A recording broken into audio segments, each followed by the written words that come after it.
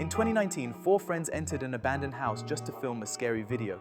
They expected fake fear, cheap thrills, and YouTube views, but 1 hour later, three of them ran out screaming. The fourth never came out. And what police later found inside that house was far worse than death. The house was located in a quiet town in Ohio. It had been abandoned for more than 20 years. Neighbors said the family who lived there disappeared overnight. No bodies, no explanation. Four YouTubers decided to explore it for content. Mike, Jason, Danny, and Eric, the one holding the camera. They didn't believe the stories. That was their first mistake. It was 7:40 p.m. when they stepped inside. The sun was setting and the house was already dark. The air smelled rotten. Every step made the floor creak. Suddenly, they heard footsteps above them.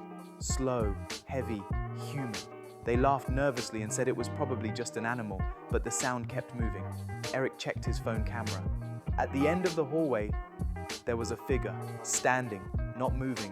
When they looked with their eyes, it was gone, but the video still showed it. Against their better judgment, they climbed the stairs. Each step sounded like the house was screaming. At the top was a half-open door. From inside, they heard a woman crying, soft, broken, real. They opened the door. Inside was an empty room. Only three things were there: a chair, a large mirror, and a dark stain on the floor. But the crying didn't stop. It was coming from the mirror. Eric walked closer to it, holding the camera. "Is someone there?" he whispered. Suddenly, the camera went black. When the video came back on, Eric was gone. Only the camera lay on the floor, recording. Mike, Jason, and Danny ran.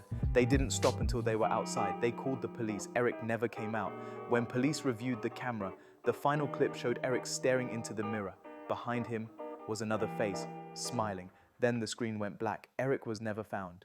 The house was sealed forever. Every person who entered that house after that night said the same thing. The mirror was crying.